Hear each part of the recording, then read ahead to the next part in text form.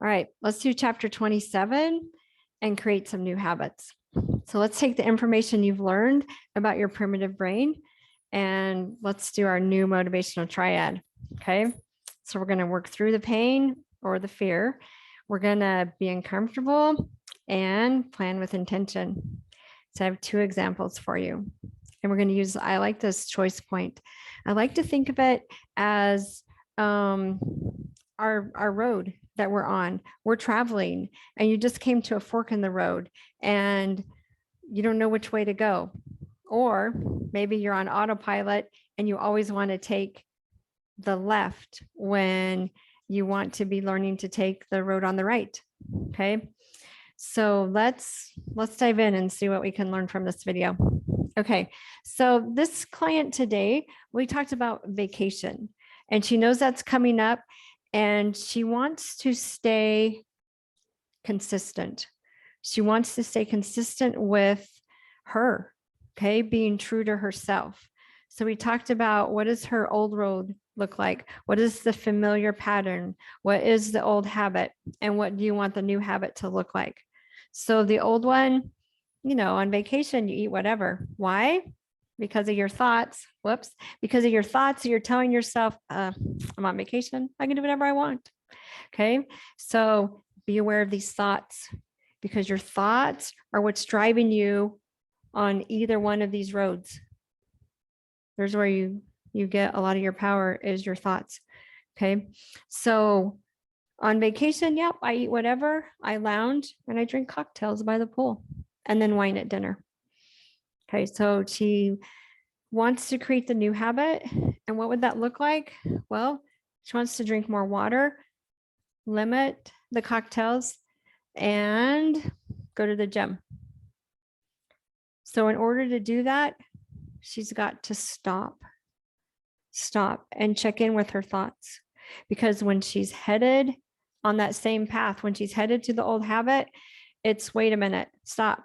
Do I really want that? Even though our thoughts are saying, you deserve this, primitive brain, right? You deserve this. You can do whatever you want. When you get back home, you can get back on your plan, but it's okay for now to do whatever you want. Okay. Notice those thoughts and practice. It's like, wait, what would my vacation look like if I were consistent? What would my vacation be like if I drank my water, limited my cocktails, and went to the gym? So you're getting that clear picture in your mind of what vacation could look like. So you're using your planning power. You've got to have that clear picture in your mind of what it is you want, or you won't get what you want, right? You'll get the old you, and then you'll go home frustrated. So this one is just that increased awareness and planning power. Okay, so here's another example. I like how this model or our thought awareness creates anything in our life. Okay, so I want to talk about parenting. And this is what I learned from my coach. So I've been wishy-washy. I've been knowing that I want to do better in some areas. And I won't go into all the details, but I just know that I wasn't showing up as the person I wanted to be, but I wasn't sure why.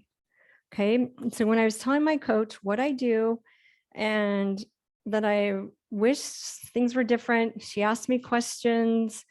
And long story short, she helped me see that with parenting, and actually it ties over to a lot in my life, I have been showing up as either accommodating or I get so sick and tired of accommodating, then I turn to policing.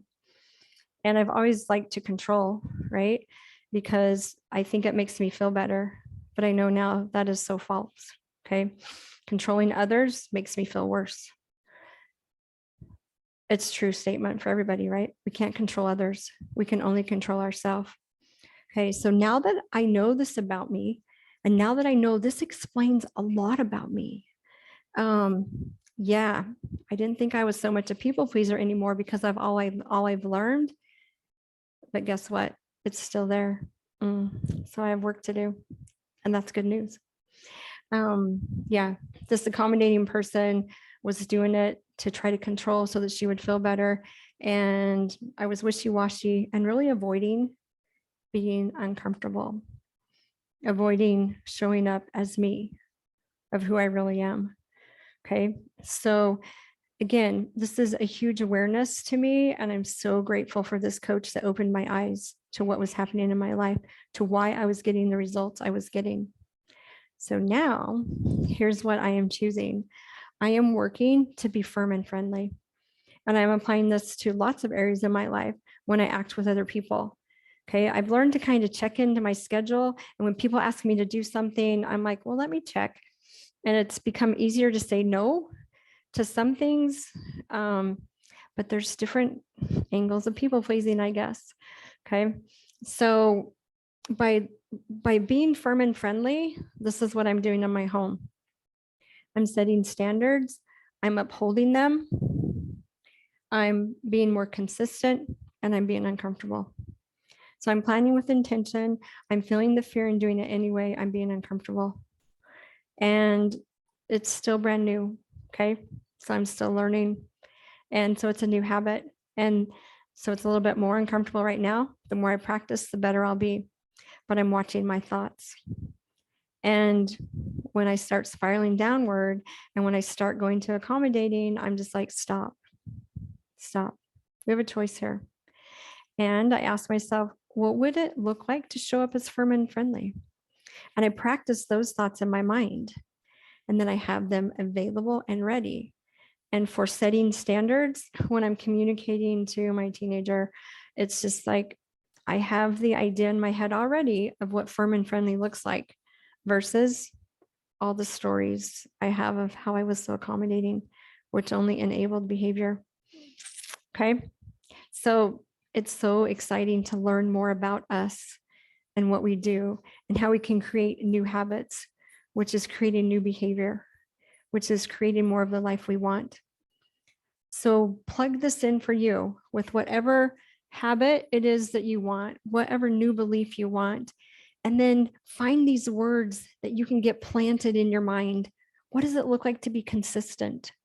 What does it look like to be firm and friendly? Whatever it is that you desire, what does it look like to be committed? What does it look like to be, and you fill in the blank. And then all throughout your day, you have that in mind.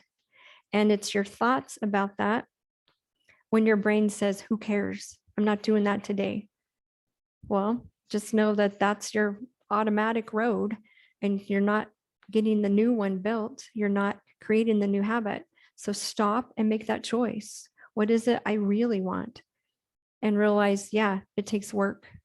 It takes planning. It takes the thought awareness. It takes just these couple seconds to stop.